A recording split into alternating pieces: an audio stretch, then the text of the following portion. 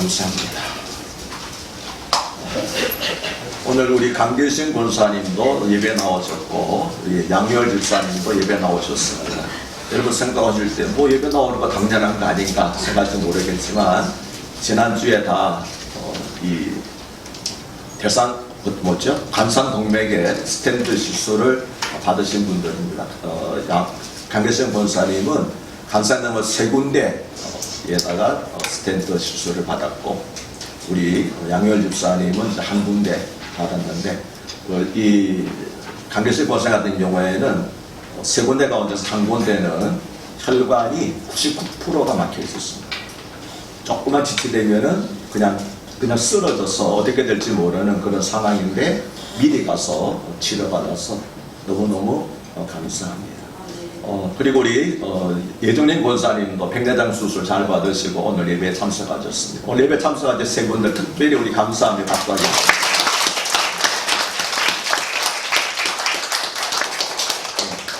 감사합니다. 쓰러져서 가시는 것보다 미리미리 가십시오. 일단 쓰러져서 가면은 제가 어디서 듣기로는 반드시 후유증이 있다. 크고 작든 후유증이 있으니까 여러분 생각하실 때 심장이 좀 뻑뻑하다, 근래에 들어서 계속 좀 아프다 싶으면은 망설이지 마시고 병원에 가셔서 자세한 검사를 받으시기를 바랍니다. 일단 쓰러져서 가면은 반드시 후유증이 있다는 걸 꼭 기억하시고 쓰러지시기 전에 미리 가서 한번 검사들을 다 받아보시기를 바랍니다. 오늘 읽은 성경 말씀 가운데 23절에 내가 진실로 너에게 이르노니 누구든지 이 산들어 들리어 바다에 던지리라 하며 그 말하는 것이 이루어질 줄 알고 마음에 의심하지 아니하면 그대로 되리라는 말씀은 성경의 난제 가운데 하나입니다. 이것이 하나의 화장법일 뿐인지 아니면 실제로 일어날 수 있는 일인지에 따라서 신학자들마다 의견이 분분하기 때문입니다. 첫째로 단순히 하나의 가정법이라고 한다면 예수님께서 내가 진실로 너에게 이르노니라고 하신 것이 문제가 됩니다. 둘째로 실제로 일어날 수 있는 일이라고 하면 지금까지 한 번도 이런 일이 2000년 동안 일어난 일이 없었습니다. 그리고 아무도 이런 일을 행한 사람이 없었다는 것이 문제가 됩니다. 실제로 행할 수 없는 일인데 어떻게 예수님께서 일어난다고 말씀하셨겠는가? 그런 의문들이 우리에게 드는 거죠. 오늘 성경 본문은 고난주간의 셋째 날에 있었던 일을 기록한 것입니다. 고난주간이란 예수님께서 예루살렘에 올라가셨다가 종교 지도자들의 모함으로 십자가에 못 박혀 돌아가시고 매장되시기까지의 마지막 한 주간을 가리켜서 우리는 고난주간이라고 말합니다. 고난주간의 첫째 날에는 낙의 새끼를 타고 예루살렘에 입성하셔서 성전을 둘러보셨습니다. 고난주간의 둘째 날에는 아침 일찍 베다니에서 나와 예루살렘 성으로 가시다가 열매 맺지 못한 무화과 나무를 저주하셨습니다. 또 예루살렘에 들어가셔서는 성전에서 장사하는 사람들, 매매하는 사람들과 한전하는 사람들을 내쫓으셨지요.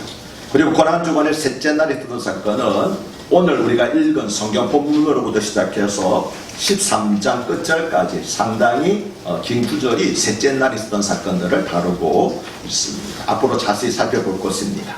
고난주간의 셋째 날 예수님과 제자들은 이날도 아침 일찍 베다니에서 나와 예루살렘으로 가셨습니다. 그런데 예루살렘에 가까이 이르렀을 때 제자들은 어제 아침 예수님께서 저주하신 무화과 나무가 뿌리째 마른 것을 보았습니다. 뿌리째 말랐다고 하는 것은 이미 말라 죽었다는 것입니다. 그런데 무화과 나무는 땅속 깊이 뿌리를 내리는 나무이기 때문에 척박한 땅에서도 잘 자라고 그리고 뿌리째 말라 죽는 일이 거의 없었다고 합니다. 그래서 뿌리째 마른 무화과 나무를 보고 이상하게 여긴 베드로는 문득 어제 아침에 예수님께서 그 나무를 저주하신 것이 생각이 났습니다. 그래서 랍비여 보소서 저주하신 무화과 나무가 말랐나이다 라고 말했습니다. 이 말은 저주하신 무화과 나무가 어찌하여 말랐습니까? 라고 하는 의미였습니다. 베드로가 이렇게 말한 것은 예수님의 열매 맺지 못한 무화과 나무를 향해서 이제부터 영원토록 사람이 너에게서 열매를 따먹지 못하리라고 하신 것을 홧김에 하신 말씀으로 여겼기 때문입니다. 다른 제자들도 베드로와 같은 생각이었을 것입니다. 그런데 예수님께서는 베드로의 질문에 대해서 무화과 나무가 왜 말랐는지 아느냐라고 말씀하시지 않고 하나님을 믿으라고 대답을 하셨습니다. 이 말씀은 베드로와 제자들이 무화과 나무가 뿌리째 마른 것이 하나님이 하신 일임을 알지 못했음을 의미합니다. 그래서 예수님께서는 이것은 하나님이 하신 일임을 믿으라고 말씀하신 것입니다. 다시 말하면 무화과 나무가 마른 것은 내가 홧김에 조주한 것이 아니라 하나님께서 하신 일이다.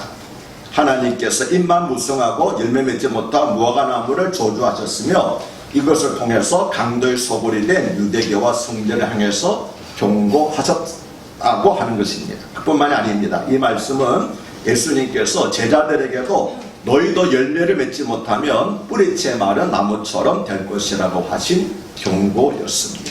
또한 이것은 우리에게 경고하신 말씀이기도 합니다.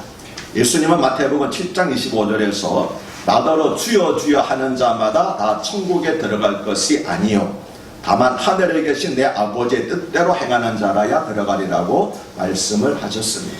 심지어 예수님은 마태복음 7장 26절과 27절에서는 그날에 많은 사람이 나더러 이르되, 여기서 그날이라고 하는 것은 심판날을 말합니다. 그날에 많은 사람이 나더러 이르되 주여 주여 우리가 주의 이름으로 선지자 노릇하며 주의 이름으로 귀신을 쫓아내며 주의 이름으로 많은 권능을 행하지 아니하나이까 하리니 그때의 심판날에 내가 그들에게 밝히 말하되 내가 너희를 도무지 알지 못하니 불법을 행하는 자들아 내게서 떠나가라 하리라고까지 말씀을 하셨습니다. 무엇을 가리켜 불법이라 말합니까? 주의 이름으로 선지자 노릇하고 주의 이름으로 병든 자를 고치고 주의 이름으로 귀신을 내쫓은 것을 예수님은 불법을 행하는 자라고 말씀을 하셨습니다. 이 말씀은 교회 다니는 것과 어떤 종교 활동을 하는 것이 결코 천국에 들어가는 보증수표가 아니라는 것입니다. 특히 이 말씀은 심지어 목사들 가운데에서도 천국에 들어가지 못하는 사람이 많을 것이라는 두려운 경고이기도 합니다. 사람 여러분, 목사가 이럴진데 다른 사람들은 어떠하겠습니까? 우리 가운데서 어쩌면 많은 사람들이 마지막 때에 천국에 들어가지 못하고 도리어 지옥불에 떨어질 사람들이 많이 있다는 두려운 말씀이 바로 마태복음 7장에서 예수님께서 하신 말씀입니다. 이어서 예수님께서는 23절과 24절에서 내가 진실로 너에게 이르노니 누구든지 이 산더러 들리어 바다에 던져지라 하며 그 말하는 것이 이루어질 줄 알고 마음에 의심하지 아니하면 그대로 되리라. 그러므로 내가 너에게 말하노니 무엇이든지 기도하고 구하는 것은 받은 줄로 믿으라. 그리하면 너에게 그대로 되리라고 말씀하셨습니다. 처음에 말씀드렸듯이 이 구절은 성경의 난제 가운데 하나입니다. 그리고 여기서 해석의 관건은 예수님께서 말씀하신 이 산이 과연 무엇을 가리키는가 하는 것이 해석의 관건입니다. 첫 번째 해석은 이 산은 크고 심각한 신앙의 장애물을 의미한다는 것입니다. 즉 아무리 크고 심각한 신앙의 장애물이 있다 하더라도 믿음으로 기도하면 하나님께서 그 장애물을 모두 제거해 주신다는 것입니다. 실제로 당시 이스라엘의 속담에서 산을 들어 던진다는 말은 어려운 일을 해결한다는 뜻으로 사용되었다고 합니다. 그리고 랍비들이 학생들이 가지고 있는 문제를 속 시원하게 해결해 줄 때 그를 가리켜서 산을 옮기는 분이라고 하면서 해결자의 의미로 정정하였다고 알려지고 있습니다. 23절과 24절만 보면은 그래서 이 산은 크고 심각한 신앙의 장애물을 옮기는 것을 의미하는 것처럼 보여지기도 합니다. 하지만 이 해석은 이어지는 25절에서 예수님께서 서서 기도할 때에 아무에게나 혐의가 있거든 용서하라. 그리하여야 하늘에 계신 너희 아버지께서도 너희 허물을 사하여 주시리라 하시니라고 죄사함과 용서에 대해서 하신 말씀과는 연결점이 없다는 것이 약점입니다. 그래서 두 번째 해석은 이 산은 각 사람의 제일 무거운 짐, 제일 커다란 짐을 의미한다고 하는 것입니다. 이 해석은 죄사함과 용서를 말씀하신 25절과 무난히 연결됩니다. 예수님께서는 제자들에게 해발 800m의 가나선처럼 크고 무거운 죄짐이 있다 할지라도 믿음으로 기도하면 다 용서받을 수 있다라고 말씀하셨다는 것입니다. 주님께 설리신 보혈은 인류의 모든 죄를 씻고도 남을 만큼 능력이 있기 때문입니다. 단 한 가지 조건에 있는데 하나님으로부터 제 용서를 받으려면 내가 먼저 다른 사람의 허물을 용서해 주어야 한다는 것입니다. 이것은 우리가 우리에게 죄 지은 자를 사하여 준 것 같이 우리 죄를 사하여 주시옵고라고 기도하라고 하신 주기도문의 가르침과도 일치합니다. 하지만 이 해석은 예수님께서 24절에서 무엇이든지 기도하고 구하는 것은 받은 줄로 믿으라고 하신 말씀과는 직접적으로 연결되지 않는다는 것이 약점입니다. 물론 무엇이든지라고 하는 것을 어떤 죄이든지라고 해석하면 되겠지만 문맥을 보면 예수님께서 그런 의미로 24절을 말씀하신 것 같지는 않습니다. 세 번째 해석은 이 산에는 특별한 의미가 없으며 예수님께서 단지 과장법으로 말씀하셨을 뿐이라는 것입니다. 즉 예수님은 제자들에게 믿음의 기도에는 기적을 일으키는 능력이 있다는 사실을 강조하시면서 무화과 나무가 뿌리째 마른 것은 오히려 작은 일이다. 너희가 만약 의심하지 않고 진실된 마음으로 기도한다면 심지어 이 감람산더러 들려 지중 위에 던져지리라고 하면은 그대로 될 것이라고 일종의 가장법으로 말씀을 하셨다는 것입니다. 이 해석은 지금까지는 가장 무난한 해석으로 지지를 받고 있습니다. 그러나 예수님께서 내가 진실로 너에게 이르노니라고 하신 말씀이 문제가 됩니다. 예수님께서 과장하여 말씀하시면서 굳이 내가 진실로라고까지 말씀하셨을 필요가 있었을까? 라는 데 의문이 생기는 것입니다. 이처럼 앞에 세 가지 해석은 다 타당성이 있으면서도 동시에 약점들을 가지고 있습니다. 그러면 우리는 이 세 가지 해석 가운데서 과연 어떤 해석을 받아들여야 될까요? 다 받아들이지 말아야 될까요? 그렇지는 않습니다. 이 세 가지 해석은 서로 보완점을 가지고 있기 때문에 굳이 어느 한 가지 해석만을 취하는 것보다는 세 가지 해석을 다 받아들여서 우리의 삶에 유익되도록 적용하는 것이 좋을 것입니다. 그렇습니다. 믿음의 기도는 모든 신앙의 장애물들을 제거하고 우리의 삶에서 기적 같은 하나님의 역사가 나타나도록 하며 무거운 죄짐에서 벗어나게 해주기 때문입니다. 구약 성경에 나오는 출애굽의 여정은 그리스도인들의 신앙의 여정을 상징적으로 보여주고 있습니다. 출애굽한 이스라엘 백성들은 룰루랄라 노래를 부르면서 곧장 약속의 땅인 가나안 땅으로 들어간 것이 아니었습니다.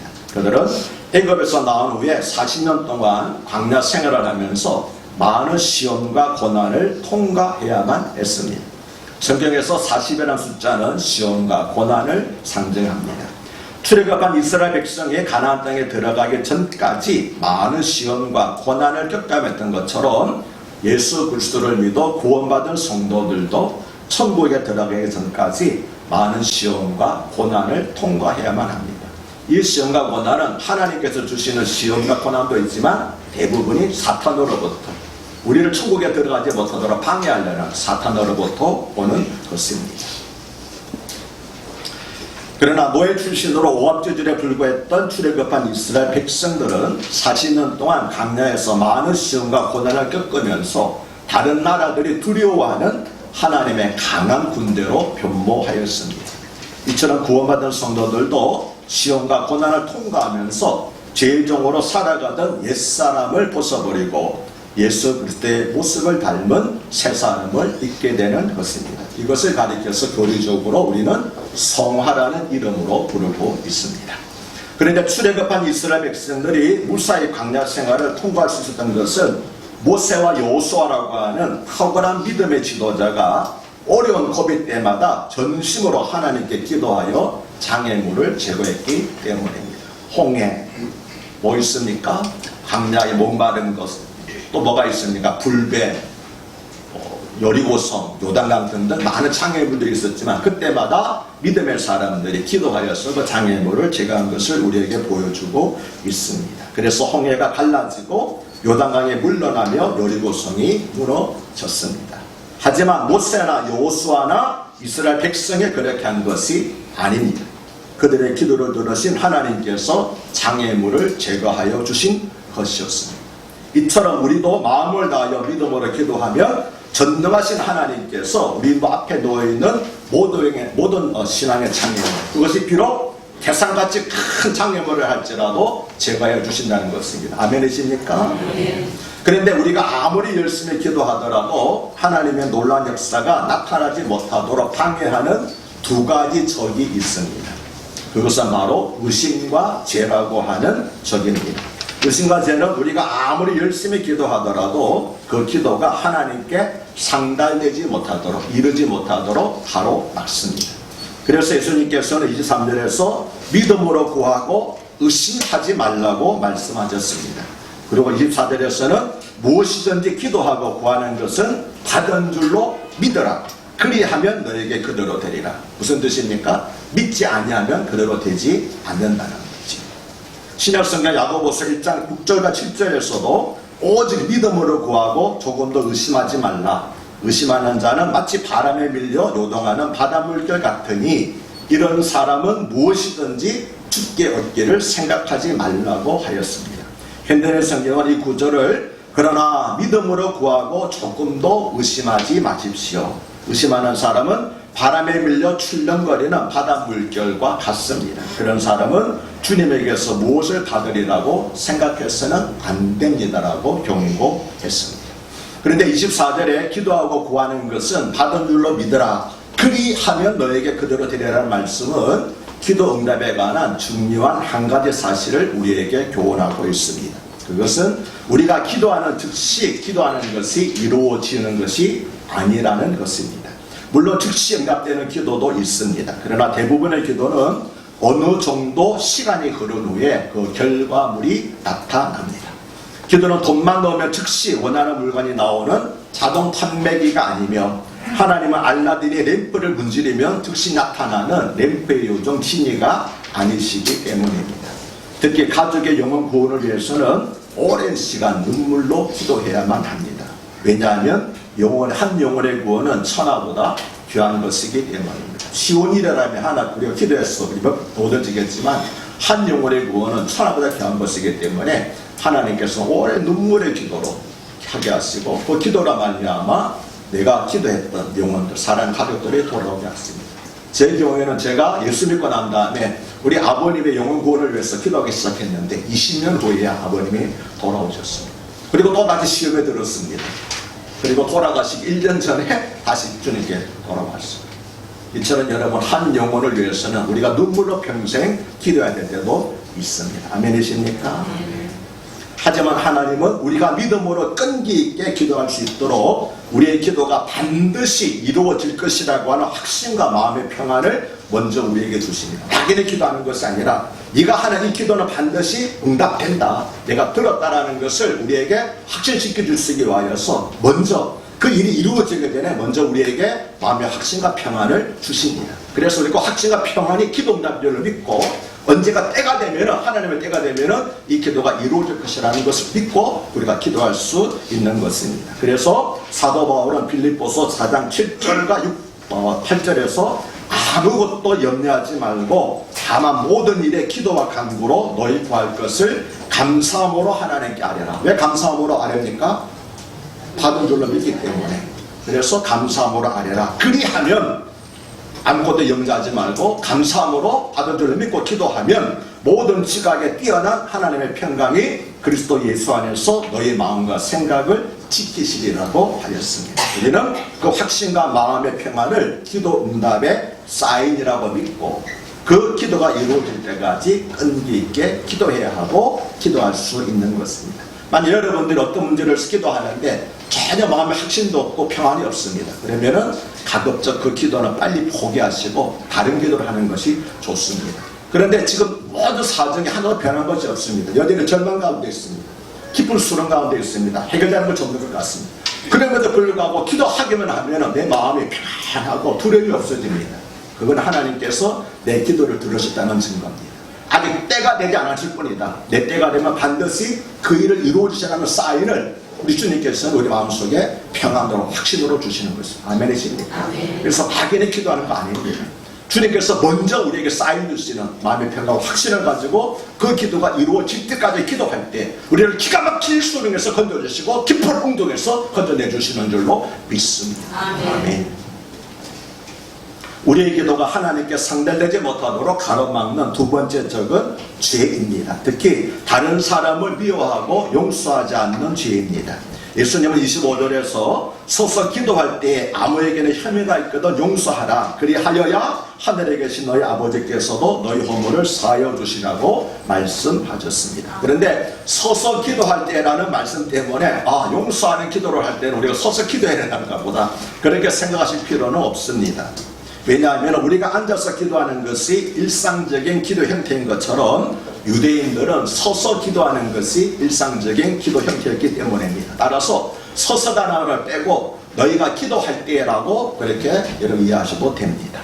죄와 기도 응답의 상관관계에 대해서는 이사야서 59장 1, 2절에 여호와의 손이 짧아 구원하지 못하심도 아니요 귀가 둔하여 듣지 못하심도 아니라 오직 너희 죄악이 너희와 하나님 사이를 갈라놓았고 너희 죄가 그의 얼굴을 가리워서 너희에게서 듣지 않으시게 함이라고 하신 말씀이 대표적입니다.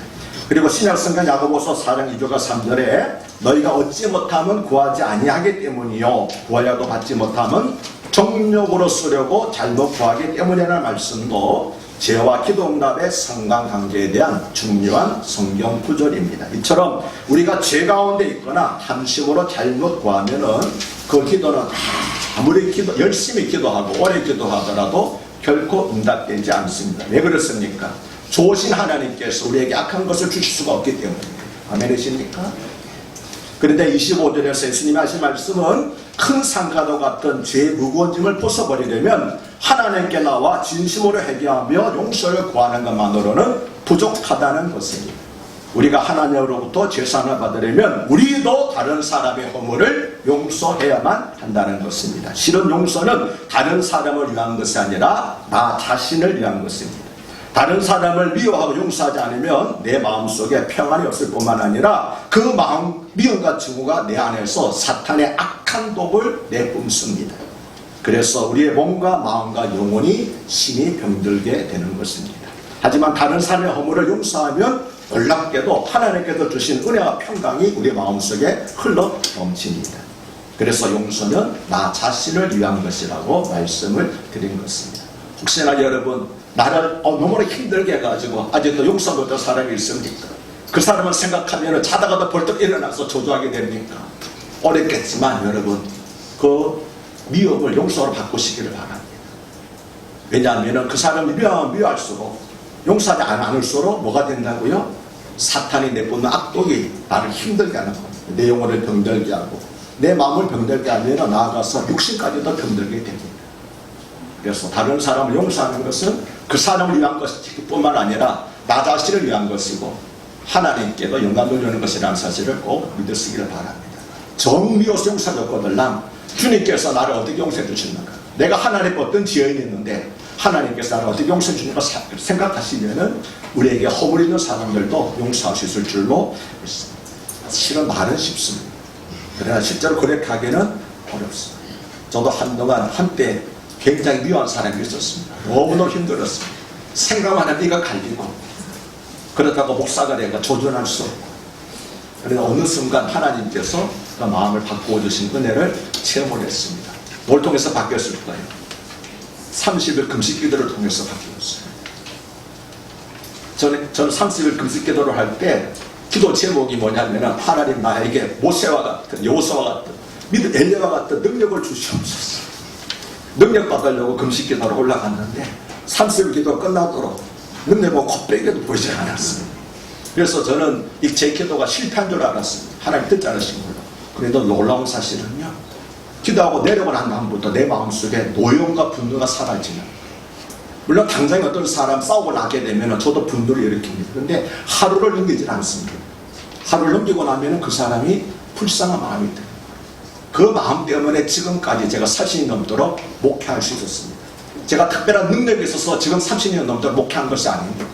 하나님께서 노여움과 분노를 하루 만에 그치게 해주셨기 때문에 용서하는 마음을 주셨기 때문에 오늘날까지 마음 병들지 아니하고 그래도 목회를 할 수 있었습니다. 그래서 제가 느끼는 것은 어떤 능력보다도 죽은 자를 살리는 능력보다도 용서하는 마음을 주시는 것이 하나님께서 우리에게 주시는 가장 큰 축복이고 능력이라고 저는 확신을 하고 있습니다. 우리 그리스도인에게 가장 중요한 은혜는 뭡니까? 다른 사람을 용서하고 용납하는 마음이라 샀어요.